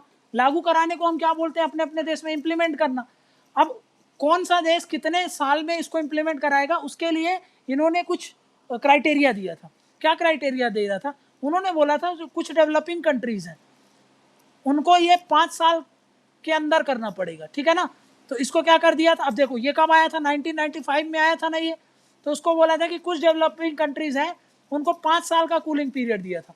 समझा? डेवलप कंट्रीज को तो बोला था कि भाई आपको अभी से लागू करना पड़ेगा। समझा क्या? लेकिन जो डेवलपिंग कंट्रीज हैं उनमें कैटेगराइज कर दिया गया और बोला कि भाई कुछ डेवलपिंग कंट्रीज को 5 साल के अंदर करना है। 5 साल के अंदर मतलब 2000 तक ये सारी चीजें लागू करवानी है अपने देश में, है ना? देखो अब समझो टाइम क्यों दिया गया है। देखो डेवलप्ड कंट्रीज है, डेवलपिंग कंट्रीज है, सबको एक पैमाने पे तौलोगे, समझ में आ गया? तो फिर अच्छी बात नहीं है। मतलब WTO को ये समझ में आ गया था कि भाई ये जो बातें रखी हैं उन पर घुलने मिलने में कुछ समय तो चाहिए ना, कुछ समय दो। अचानक से अगर तुम डेवलपिंग कंट्रीज पर इतना बर्डन डाल दोगे तो फिर वो सोचो, आज तुम यार एग्रीकल्चरल इकोनॉमी हो, अचानक से अगर तुमको ये सारी चीजें बोल दी तो फिर तुम वो सब चीजें को क्या नहीं कर पाओगे? एडजस्ट नहीं कर पाओगे। इसलिए आपको कुछ कूलिंग पीरियड दिया जाता है। आप सोच समझ लो 5-6 साल 10 साल का आपको टाइम दिया जा रहा है। इतने साल के अंदर धीरे धीरे करके आप पूरा तरीके से लागू करवा देना। समझ में आ गया? तो कुछ कंट्रीज को 5 साल का टाइम दिया गया था 2000। लेकिन इंडिया कहाँ पे आ रहा था? इंडिया वो भी डेवलपिंग कंट्रीज है ना, वो भी डेवलपिंग कंट्रीज है, लेकिन डेवलपिंग कंट्रीज दो बना दिया गया, 1-2। वो यहाँ पे आ रहा था, इंडिया वाला, इंडिया यहाँ पे आ रहा था। उनको 10 साल का टाइम दिया गया था। समझा गया? मतलब कब तक करवाना था? 2005 तक में लागू करवाना था। और याद करो मैंने क्या बोला था, पेटेंट एक्ट याद आया आप लोगों को? पेटेंट एक्ट याद करो कब का है, लेकिन अमेंड कब किया गया था उसको याद करो। पेटेंट एक्ट को मैंने बोला था कि 2005 में अमेंड कर दिया। ठीक है, पेटेंट एक्ट को अमेंड क्यों किया गया है? पेटेंट एक्ट को अमेंड ही इसलिए किया गया था क्योंकि हमको कितने कुछ समय में उसको लागू करवाना था। समझ में आ गया? क्लियर है? तो ये क्या हो गया, पेटेंट एक्ट को हमने क्या कर दिया? लागू करवा दिया। ठीक है, 10 साल में। ठीक है, फिर आ गया कुछ होती थी लीस्ट डेवलप्ड कंट्रीज। ठीक है ना, लीस्ट डेवलप्ड कंट्रीज जो अफ्रीका वगैरह कंट्रीज है, उनको बोला था कि भाई आप 11 साल में कर देना। उनको 11 साल का टाइम दिया था, मतलब 2006 तक का, 6 तक के अंदर आप धीरे धीरे करके इसको लागू करवा देना। ठीक है, ठीक।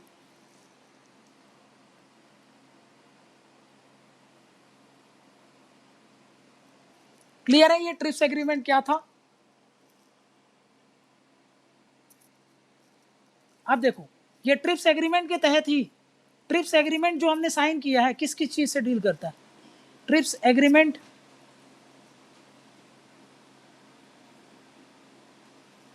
ये डील करता है, डील्स विथ, पहला क्या देखा हमने कि भाई ये डील करता है, एक हार्मनी बनाने का कोशिश करता है, हार्मनी बिटवीन लॉज, है ना। नेक्स्ट देखा था ये स्टैंडर्ड सेट करता है, set standards for IPR across the world, across the world.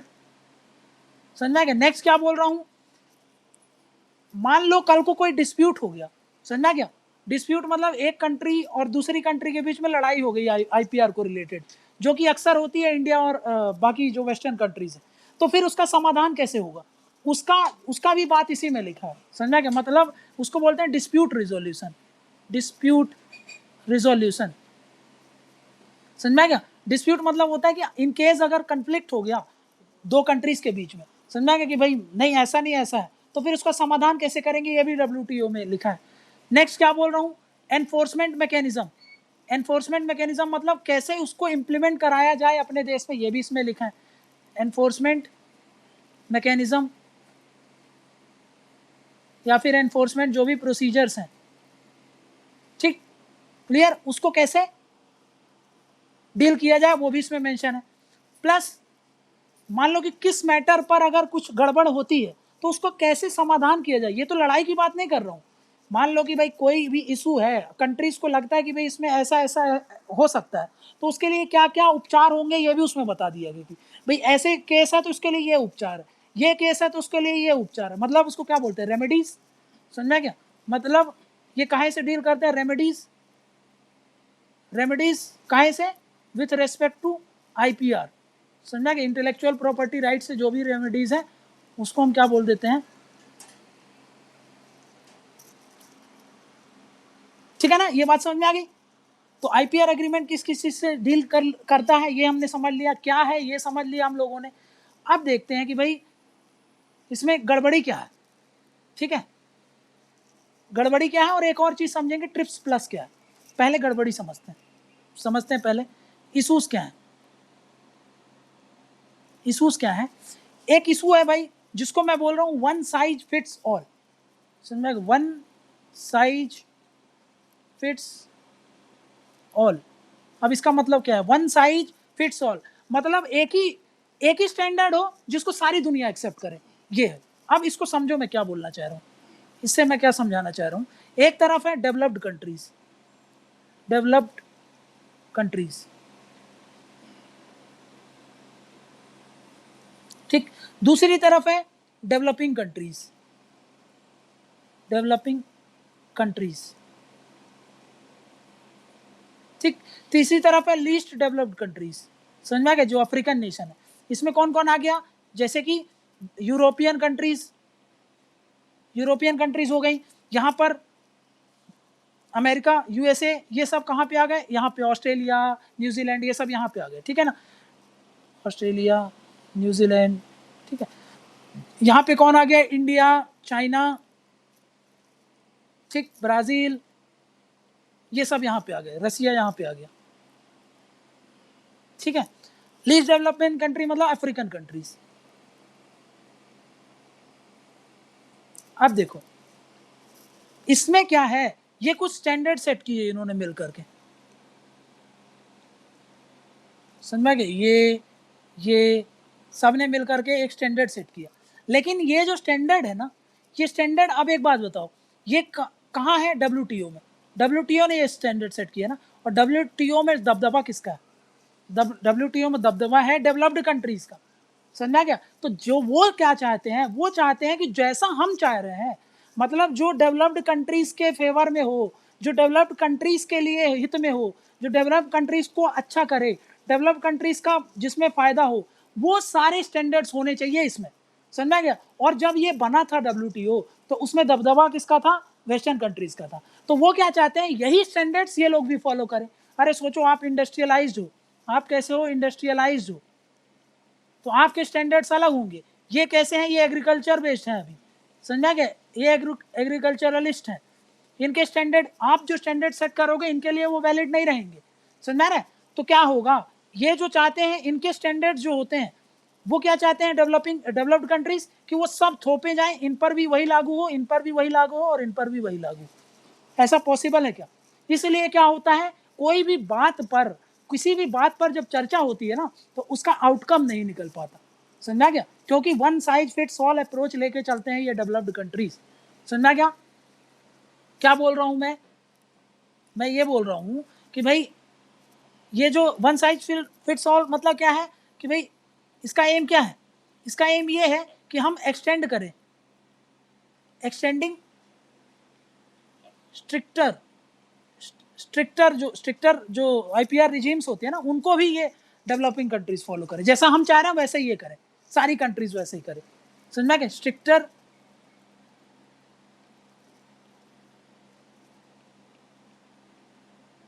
समझा क्या, as used by industrialised countries to किसको, टू डेवलपिंग कंट्रीज। समझा क्या? मतलब डेवलपिंग कंट्रीज भी वही स्ट्रिक्टर रिजीम फॉलो करें जो हम फॉलो करते हैं, और वैसा ही फॉलो करें जैसा हम फॉलो करते हैं। समझा क्या? ठीक है ना? उनको कोई मतलब नहीं है, मतलब रिगार्डलेस ऑफ कि भाई आप कहाँ पे खड़े हो, आपका कितना समर्थ हो, कितना असमर्थ हो, इससे कोई लेना देना नहीं रहता डेवलप्ड कंट्रीज को। ठीक है ना? Regardless of different social economic conditions. ठीक, ये इशू रहता है। समझा क्या? क्लियर है ना? ये एक इशू रहता है इनका, ट्रिप्स वालों का। समझा क्या? कि भाई इनके कारण कुछ नहीं होता। इसके कारण क्या होता है? इसके कारण क्या होता है? कन्फ्लिक्ट होता है। कन्फ्लिक्ट होगा किसके किसके बीच में? एक तरफ है डेवलप्ड कंट्रीज, एक तरफ है, और एक तरफ है डेवलपिंग कंट्रीज। समझा क्या? इसके कारण क्या होता है? पैरालिसिस हो गया, कुछ काम ही नहीं हो पाता। समझ में आ गया? ना तो वो वाला स्टैंडर्ड अपना पा रहे हो, ना ये वाला स्टैंडर्ड अपना रहे हो, दिक्कत हो जाती। पहला इशू समझ में आ गया? ठीक। दूसरा इशू समझो। दूसरा इशू मैं क्या बोल रहा हूँ?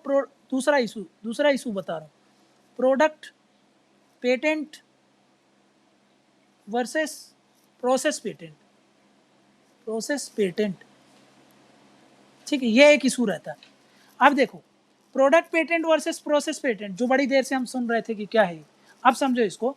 मान लो एक प्रोडक्ट है, मान लो एक प्रोडक्ट है, कोई सा भी प्रोडक्ट लेते हैं, प्रोडक्ट ए। ये प्रोडक्ट एक कुछ भी हो सकता है। मान लो कि एक क्रीम है, समझ में आ गया? एक क्रीम है, या फिर एक मान लो दवाई है। सबसे बेस्ट एग्जांपल लेते हैं, एक दवाई है, ये एक टैबलेट है। ठीक है, अब ये कंपनी है, कंपनी ने ये टैबलेट को बनाया। समझ में आ गया? इसने रिसर्च एंड डेवलपमेंट किया, और रिसर्च एंड डेवलपमेंट करने के बाद इसने इसको क्या किया? मैन्युफैक्चर किया।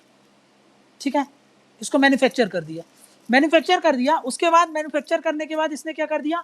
पेटेंट लगा दिया। पेटेंट मिल गया इसको, पेटेंट लगा दिया, पेटेंट इसको ग्रांट कर दिया गया। अब इसके तहत ये कहाँ पे प्रोडक्ट पेटेंट कहाँ का कंसेप्ट है? प्रोडक्ट पेटेंट के लिए कौन रोता है? प्रोडक्ट पेटेंट ये जो एडवोकेट करते हैं, ये डेवलप्ड कंट्रीज करते हैं, advocated bye developed countries.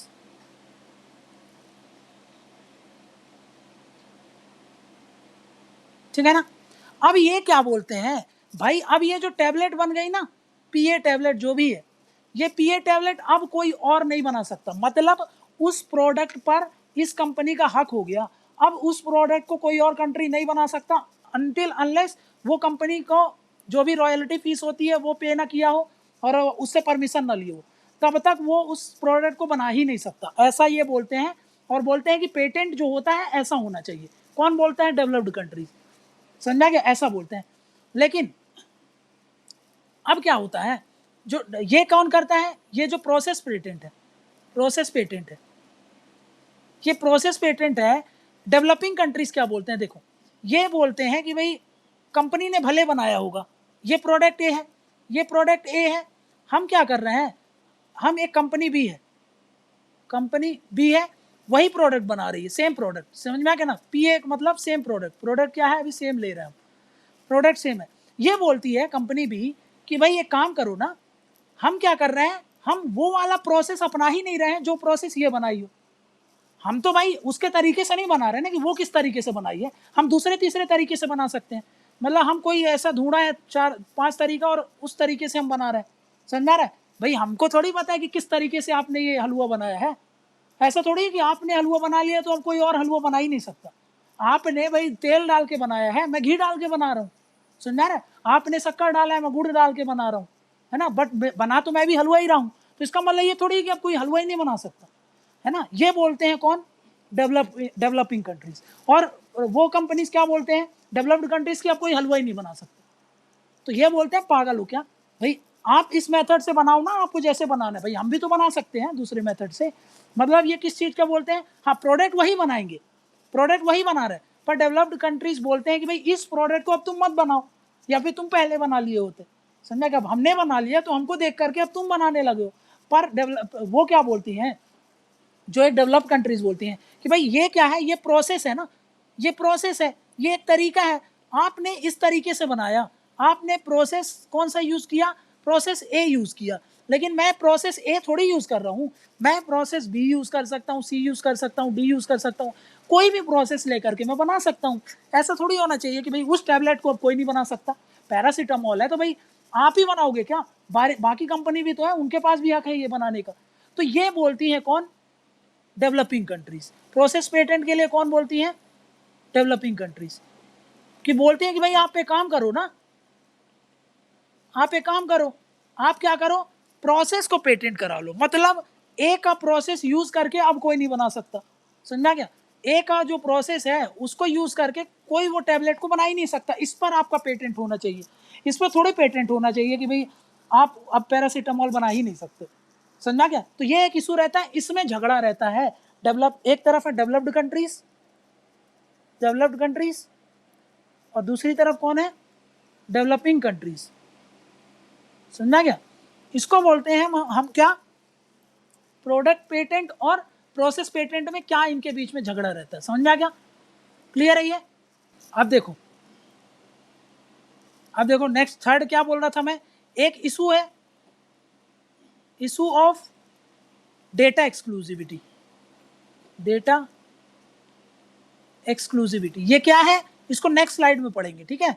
Data exclusivity separate topic है, लेकिन ये तीसरा इशू है डेवलप्ड और डेवलपिंग कंट्रीज के बीच में, समझा क्या। अब देखेंगे क्या इशूज है ये, बट उसके पहले एक चीज समझ लो, जिसको मैं क्या बोल रहा हूँ, trips agreement, trips plus, trips तो समझ लिया, अब एक चीज समझते हैं ट्रिप्स प्लस, पर डेटा एक्सक्लूसिविटी क्या है जस्ट इसके बाद मैं बताऊंगा, ट्रिप्स प्लस समझाने के बाद समझाऊंगा क्या है डेटा एक्सक्लूसिविटी, ठीक है। अब समझते हैं पहले क्या, पहले समझ लेते हैं अपन ट्रिप्स प्लस क्या है। अभी ट्रिप्स तो समझ में आ गया, अब ये ट्रिप्स प्लस क्या है, ठीक है। अब समझो ट्रिप्स प्लस एक तरीके का, देखो डेवलप्ड कंट्रीज के जो भी आईपीआर है ना उसको और स्ट्रिक्ट कराना चाहते हैं, समझा क्या, कैसे स्ट्रिक्ट कराना चाहेंगे अभी कुछ एग्जांपल से समझेंगे अपन।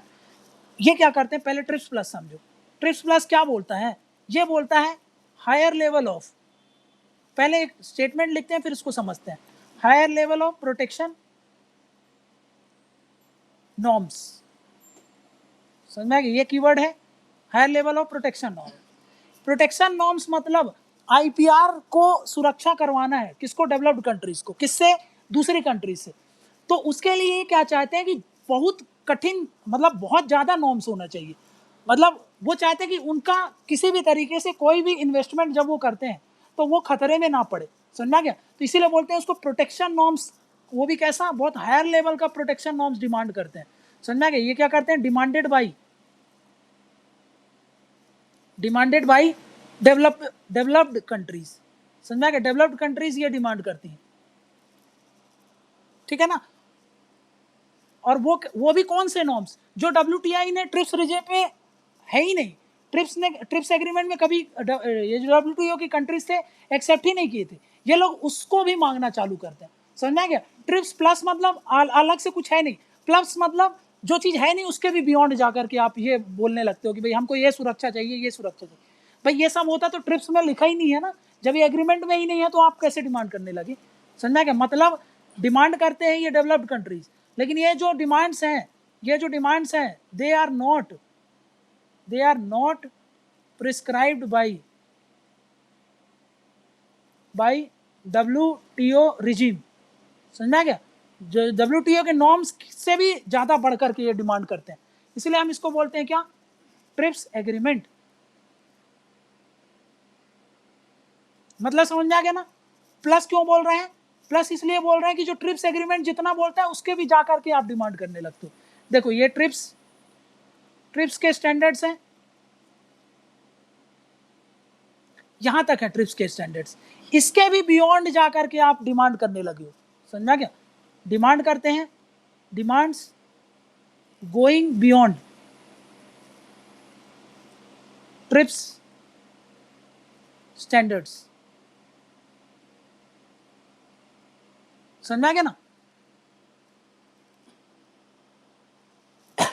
ठीक है ना। मतलब नाम में जरूर है ट्रिप्स, मतलब और वो ट्रिप्स की बात नहीं कर रहे, सोचो ट्रिप्स से भी आगे बढ़ करके बात करने लगते हैं। और ऐसा क्या करते हैं ये, ऐसा ये करते हैं कि भाई अब देखो इसमें होता क्या है, ये है एक तरफ है डेवलप्ड कंट्रीज, डेवलप्ड कंट्रीज ये प्रेशराइज करते हैं, प्रेशराइज करते हैं किसको, लीव्ड डेवलप्ड कंट्रीज को और डेवलपिंग कंट्रीज को, डेवलपिंग कंट्रीज को काहे से प्रेशराइज करते हैं कि भाई आप क्या करो, ऐसे रूल्स एंड रेगुलेशन लाओ जो कि हम डिमांड कर रहे हैं ट्रिप्स प्लस के तहत, समझना क्या मतलब, प्रेशराइज करेंगे काहे से, to enact these tougher conditions in their patent laws, समझना क्या, ठीक है। अब भाई डेवलपिंग कंट्रीज को ये पसंद नहीं है, वो तो वही वाला ट्रिप्स एग्रीमेंट नहीं लगा पा रहे हैं जो ऑलरेडी ट्रिप्स के स्टैंडर्ड में मेंशन है, आप तो उससे भी जाकर के बियॉन्ड जाकर के कर रहे हो और प्रेशराइज कर रहे हो और हायर लेवल ऑफ प्रोटेक्शन मांग रहे हो, तो उसके कारण क्या होता है, इन दोनों के बीच में सहमति नहीं बन पा रही, समझा क्या मतलब क्या है, मतलब ये है कि एक तरफ है डेवलपिंग कंट्रीज, डेवलपिंग कंट्रीज क्या है कि भाई इनको क्या है, कंसर्न है कि भाई कंसर्न है, कंसर्न क्यों है, क्योंकि भाई अगर हमने ये टाइटर नॉर्म्स को अप्लाई कर दिया तो हमारा क्या होगा फिर, समझा, और ये कंट्रीज हमको प्रेशराइज कर रही हैं, इसीलिए इसको ट्रिप्स प्लस बोलते हैं, प्लस मतलब है कि उससे भी आगे बढ़ करके, समझा क्या ना, मतलब डेवलपिंग कंट्रीज हैव कंसर्न, काहे का कंसर्न है, कंसर्न किससे, over higher level of protection,